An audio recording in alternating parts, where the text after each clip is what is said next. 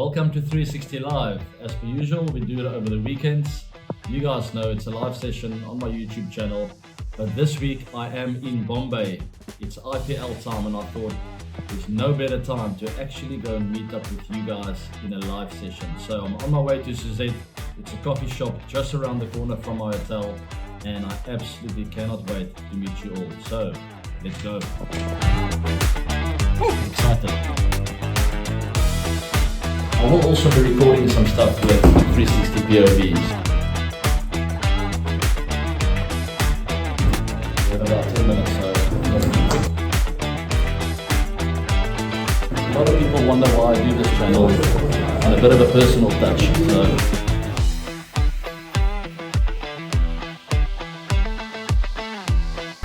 I see you, you see me.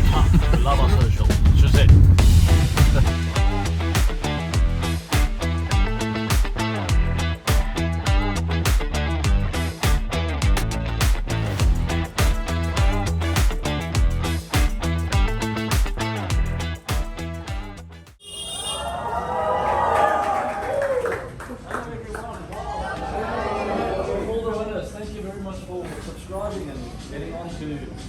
Today's event. It's great to be at 360 Live like never before, eh? But am I talking to cameras or to you guys? We'll take some selfies and snaps. I'm not with camera, I'm just you and me. Thank you very much. Thanks for hosting us, everyone. It's great to be here. Where am I going to sit? Yeah. Oh, wow, in the corner. Alright, you guys ready? Yes. Has anyone watched the 360 Live before? Yes. Yeah, I'm going to catch you guys out if you haven't. I'm sharp. No, thank you very much for joining me here. It's a very special time. Obviously, it's another IPL 17th season. We'll find out soon. I'm pretty sure most of you are Mumbai Indians fans, but I'm sure there will be one or two. Wow! RCB. Goodness gracious me. Okay. But thank you very much for being here. How it's going to work, I will obviously take some questions. There are not a lot of you, so I think I can take a question from everyone. If you've asked a question, don't ask another one unless you really back yourself. But if it's a bad question, I'm going to send you outside. Like a naughty boy or girl that's got to sit outside and look through the window. Yeah, I'm just grateful to be here. That's the reason why I do this show. It's not to become more famous or be cool or anything like that, but it's personal interaction to my loyal fans over the years, because I've been very lucky to have had a very fruitful, very enjoyable career. Unfortunately, it's over now, but this is my way to stay in touch, because you guys have been the diehard fans over the years, have supported me. At the Wankhede Stadium, I have incredible memories of people actually shouting my name. Also at the Chinnaswamy, everywhere I went in India. No idea how it happened, but I'm very grateful and very pleased to have had a very enjoyable career like that. And I'm very grateful for you guys. And obviously all the other thousands or millions or I don't know how many fans that support me. So it's not just for you guys, for everyone watching. Thank you very much for all the support and the love over the years. All right, so without further ado, because we are a little bit tight with time as well. It is now 2:26. We're actually ahead of schedule, which is good. But today I'll have to go to the Geo Cinema Studios to do a bit of work tonight. And, it's a big IPL game tonight again. So we're looking forward to that one. I think it's MILSG, right? GT. Oh, my goodness. That is a big one with Hardik that moved, eh? Yeah, I know. So, and they're playing in Ahmedabad, so the crowd might be a little bit hostile. We'll see. It's a very exciting one. Okay, so who are we going to start with? One of the ladies. Ladies first. You out. We'll start with you. Any question, whatever you want to know, personal stuff, cricket stuff, life stuff, whatever.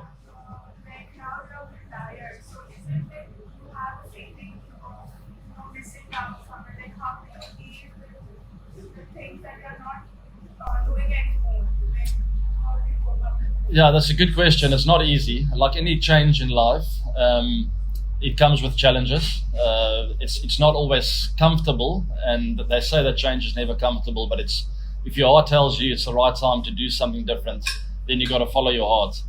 Your mind sometimes lies to you and tells you other stuff, like you can keep going, but remember, they're going to pay you well. Those are the things in my mind, and I can look after my family for many years if I play a few more years, but then my heart told me, AB, it's done. There are other passions that's waiting for you, different challenges, new things to do. And I just followed my heart because I knew standing on the field, it didn't feel the same anymore. And maybe COVID played a role as well, and it wasn't easy in the bubble. We didn't get the fans into the ground. That's ultimately what I ended up playing for, was my teammates, for the crowd supporting me, cheering me on. And they sort of took that away. COVID took that away from us. And it was very difficult after that. I started feeling like that fire in my heart that I always played with started getting smaller and smaller. And I started discussing it with my wife, and I just knew it was time to move on. So now it's a new chapter. I'm a family man. It's great to watch my kids grow up. What an unbelievable privilege. And I know now more than ever that I made the right decision. And I'm the luckiest man in the world because I'm still involved with cricket. It's not like I've disappeared off the face of the earth. I still get to talk about the game. I get to meet people like you. I still communicate with the players. Some ask for advice on my past experiences. So I'm very fortunate to still be involved. You can go. Just a casual question. If you were to play for any other team apart from RCB in the IPL, what? That's a good question, and I might get into trouble. No, it's funny. It's ironic because we are in Bombay, and I've always thought Mumbai Indians are a very good franchise, a very solid unit. I like the way they portray themselves. I like the kit. I have been in touch with some of them in the past. I know that they also bid on me way back in 2010 when I went to RCB. Mumbai Indians actually fell out just before RCB got me, so it was a close call. So I've always had a lot of respect for them on and off the field, and we've had some great battles against each other. I love my battles against Bumrah. I think he's an incredible bowler. Also, the world of respect for someone like Rohit and everything he's been through in his career and all the achievements and all the lows and how he got through that as well. So, and I think they're going to have a really good season. One of my favorite boys from South Africa is in the team now, Devil Brevis. Hopefully this will...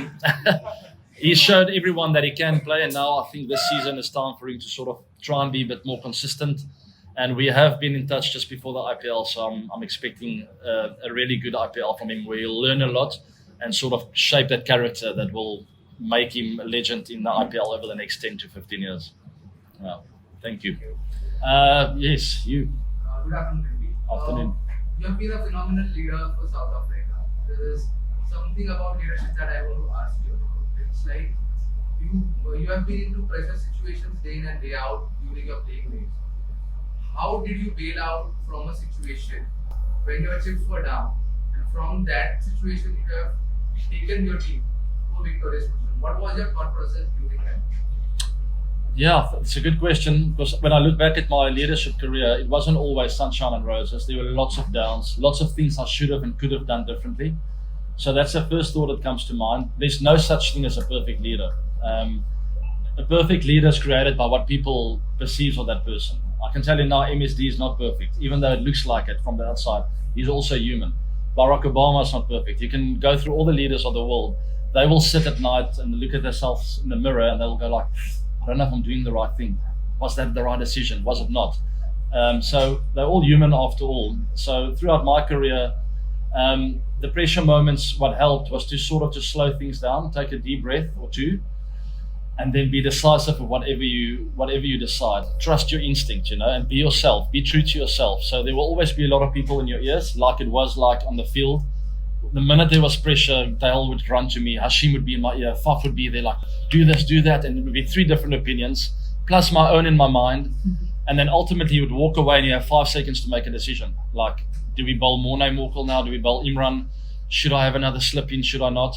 But there's always some little voice inside your gut feel that is 99% of the time right.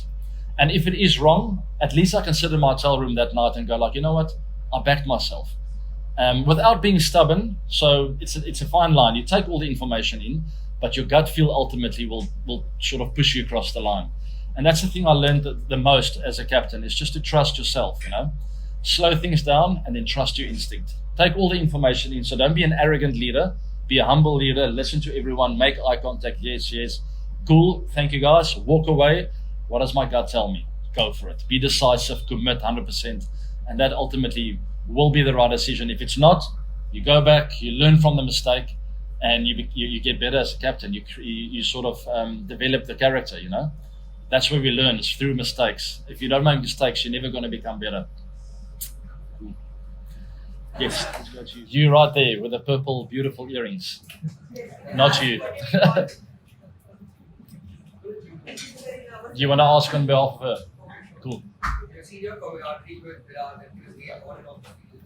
And I think that's one of the reasons we all love RCB so much. So now cricket being a team sport, tell me how important this camaraderie is.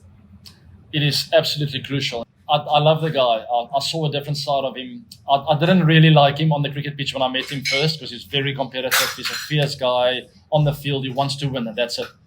And I ultimately got to respect that because that's the way I play as well. I might be the guy that smiles, but I want to win the game of cricket. I'm one of the most competitive sportsmen, and that's where we had something in common. So the minute we started playing together, we looked at each other like we had to win. To a certain extent, to such an extent that we almost took it too far sometimes. It was so important to win. Maybe we wanted it too much. But anyway, coming back to the friendship, I saw a side of Virat off the field that really made me love him. Very kind, very generous. He's always got a helping hand for people. And those are the things you don't see on the pitch. You just see the teapot and he wants to win, you know. But off the field, he's very kind, very generous. He believes in that quiet hour or two a day as well. So we spent a lot of quiet time together throughout our cricketing careers, and which I really enjoy. I will treasure his friendship forever, and I think it will last forever.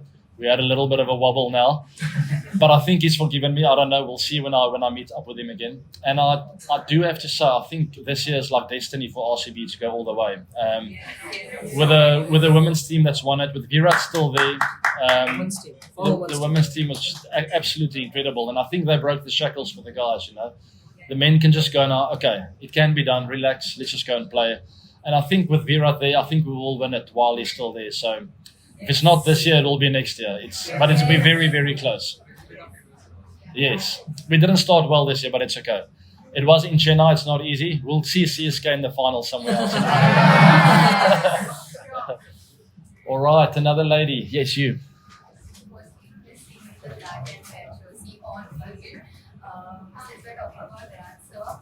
there a backstory to why you call Virat so Biscuit?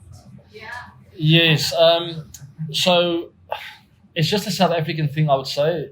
If you do something good, you go, you little biscuit, you know, or you little beauty. So actually it started like that. He always shouted, you little beauty, when I played well. And I said, you little biscuit. We got it. And then we just started calling each other biscuits. So we're both biscuits now. I don't know how that happened. I thought I was beauty, but obviously not. It's just a nickname that sticks. And obviously people played around with it after they heard I called him that. And it's just a little name. It's a little nickname, you know. When you really like someone, it's almost difficult to call him on his real name, like Hi Virat. It's very formal. So that's just a way of saying we're a little bit closer than just that, you know. But yeah, Biscuit just happened. Like it was through celebration, and it just stuck. That's it. You haven't asked a question. I was going to ask, I'm sure you're doing playing with Virat in the field and how aggressive he is. Is he the same way when he's playing against him? Oh yes, absolutely. That's why I always say in the media or in press conferences, I thought he wasn't a nice guy when I met him. And I think it was in Johannesburg. He came up to me and he said, "You've been picked for RCB." And I was like, "Okay, thank you." "Are you going to be there?" He said, "Yes." He said, "Okay, well, we're teammates." I was like, "Okay, great. That helps." Because now I don't have to play against you that often anymore. But leading up to that, he was a nightmare on the pitch. He's always in your ear. Rishabh Pant is also like that, but much kinder. I always laugh at him because he's just got this smile like, "AB, you're going to get out now." I'm like, I can't take you seriously. Come on. And Virat's a bit more like, "We're here to beat you," you know. So I didn't really, but I was very similar to that. I was always also there to win. But the minute I remember it wasn't a handshake, it was one of these and a half a hug, like, okay, we're teammates, and then that was done. Yeah, so very happy that we ended up in the same team. We had a lot of fun together. Who hasn't asked a question, guys? Where are we now? At the back. Let's go at the back. Hi, sir. So I remember watching match of yours at Wankhede itself in 2015. That fifth ODI match, that famous game, where I remember you walked in the back and we were losing the match badly against you. And the entire crowd was shouting, like 30 or 40,000 people were cheering for you. So how does it feel away from home, wherein the home fans itself are cheering for you? And it wasn't even Bangalore. So Yeah. how does that feel? That was probably one of my favorite series of all time.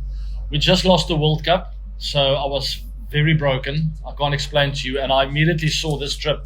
South Africa's never won, at that time, we'd never won an ODI series in India.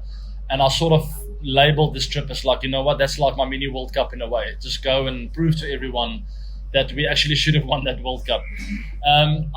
All the emotions I went through in that series, I could literally write a book about. Because I put everything on the line. And it was MS and Virat, and they had a great team. I played the cricket of my life. I was in the form of my life since that World Cup. And I thought, you know what, I'm going to keep that form. This is the series to prove to everyone.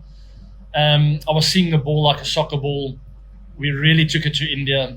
And ultimately, I don't know how it ended up, but it was 2-2. Going into that final, we had political issues behind closed doors with the South African team. So that even hit at the wrong time again, like in the World Cup. So I just felt like, here we go. It's like a repeat of the World Cup again, but I'm not going to allow it this time, you know. So lots of things happened behind closed doors that I'm not going to talk into much depth about. I got my say, nevertheless, and we walked out there and I just told the guys, you know what, today's the day. It's game on. We're going to put everything out there. And we ultimately won the game. But yes, throughout that series, the Indian public were cheering me on, and it was so humbling. How do you put that into words? I mean, it's impossible. It's life-changing in a way, and I'm not going to get emotional. I can feel something is happening here, so I'm just going to push that aside.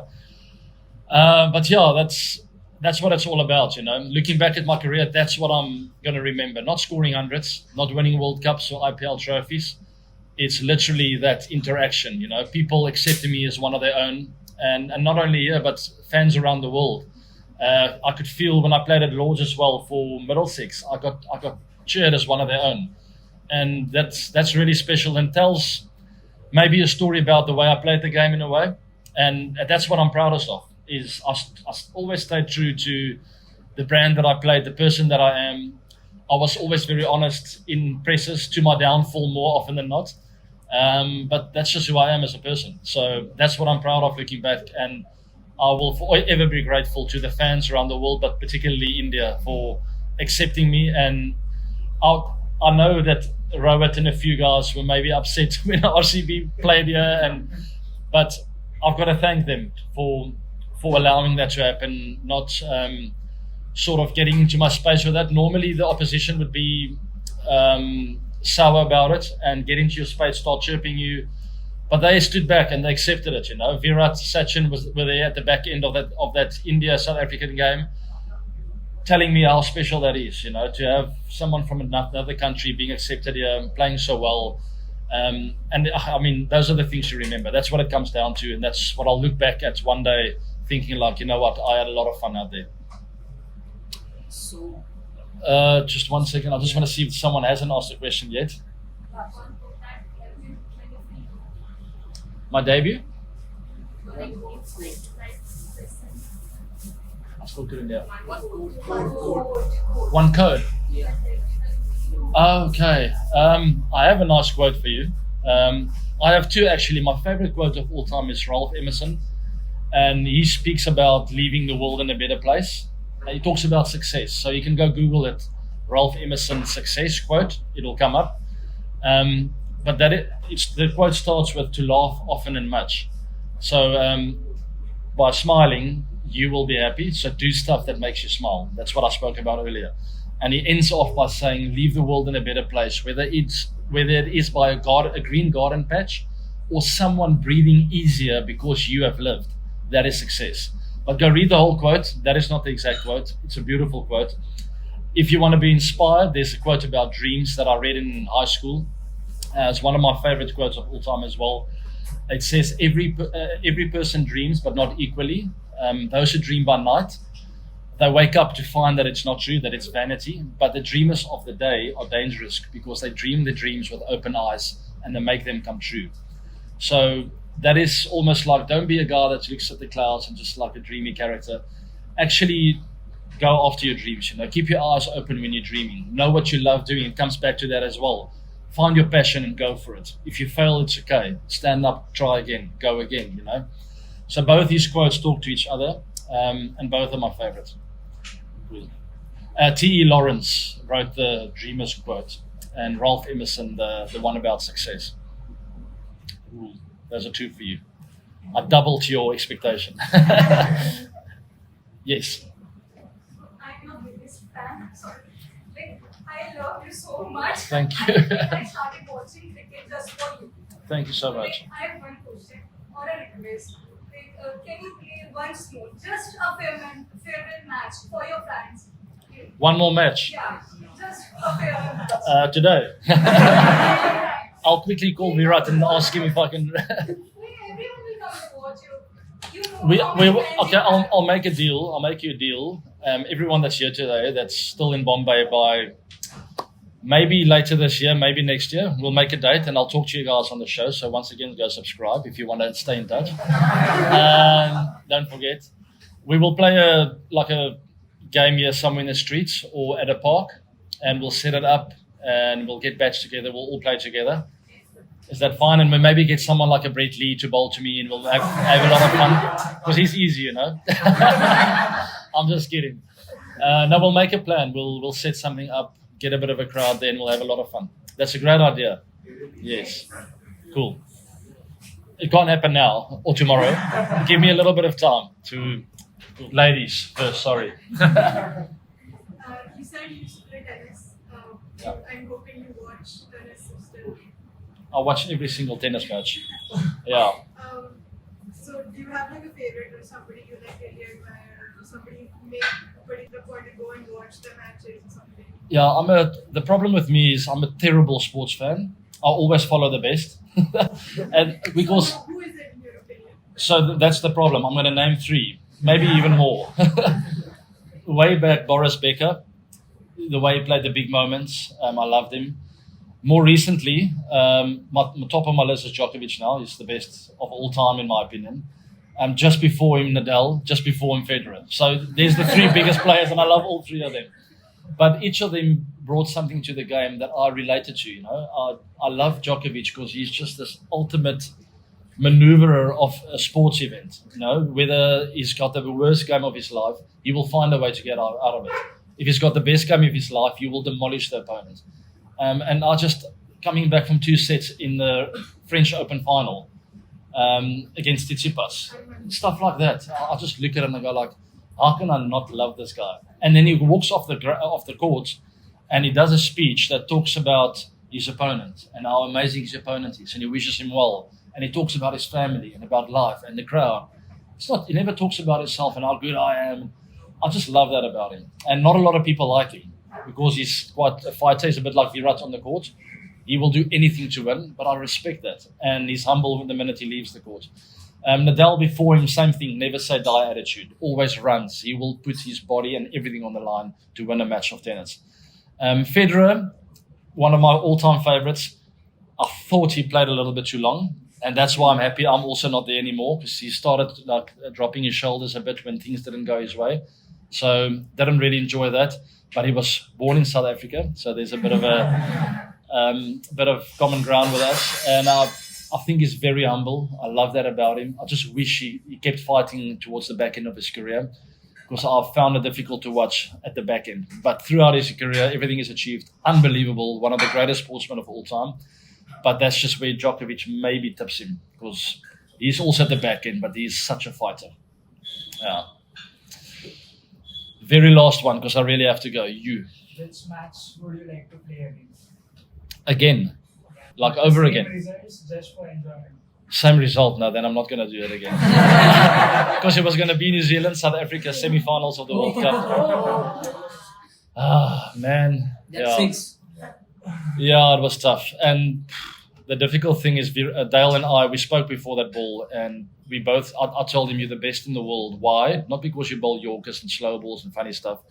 You're the best in the world because you have the best wrist, gets a bit of a waist swing right at the end. Just beat his bat. Hit the wicket hard, beat his bat. And we get a dot ball. And thinking back now, maybe we should have bowled a Yorker. So it's tough to deal with those things, but that's the hard truth. But at least we both committed to that. That's what he did. He got hit for 6. As tough as it was, and I'll still get tears in my eyes when I see highlights of the game or someone talks about it. And we had so many chances. We dropped those catches. The rain came down. We would have scored another 100 at least if it rained. I was at the crease with Dave Miller. We're both in the form of our lives. He's on 50 not out of 22 balls. I'm on 60 or 40. We're going to demolish them now. And it starts raining. I mean, do me a favor. But still, we just had little moments. If I could ever have a game over again, I'd play that again.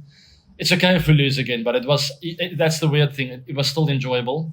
I'm still proud of being out there with the team that night. I thought we arrived. We played good cricket. We weathered the storm of the crowd. It was at Eden Park. It's the loudest crowd I've ever heard in my life. So we were under in a dungeon. That's where the change rooms are. You can't see the ground. So I'm literally just watching on the television screen the first ball. We lost the toss as well. We're batting first. And I heard the loudest roar of, like, literally the stadium went like this. And I was like, here we go. We've just lost a wicket.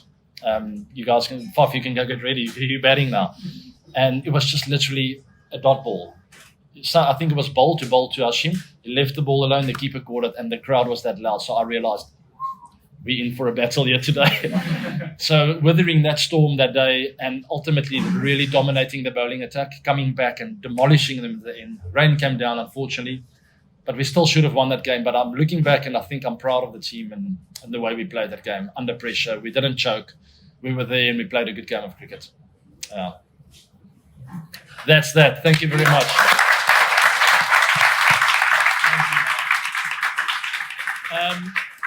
I just want to finish off by saying thank you so much for coming through. I actually told the guys yesterday, I was like, what happens if only 2 people or 3 people pitch? It will be embarrassing, you know. So I'm thankful for all of you coming through. I really appreciate it. We're going to do this again in the near future. So stay up to date with all the social media platforms and all of that. I will be in touch. I think all of you are wonderful people with a very bright future. If you just take 1 point from today, take it at heart and hopefully it works for you. Pull up those quotes. I promise you it will make a difference in your lives. It's amazing. Keep your feet on the ground. Have fun in life. Life is short. And I will see you guys next time. Thank you very much. Okay, here we go. 1. If you don't see yourself, then you know in the picture. 1, 2, 3. 360.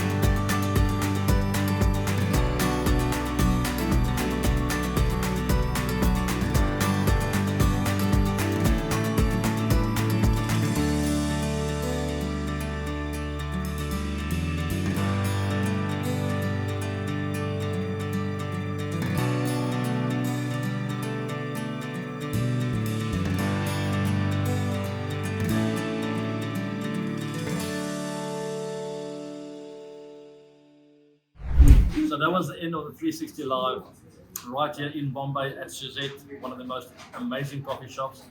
It was a great turnout, great to meet everyone, and I think we had a lot of fun. A huge success, and we will certainly be doing it very soon again. So follow me on socials, subscribe to the channel, hit the bell notification, otherwise you might just miss out.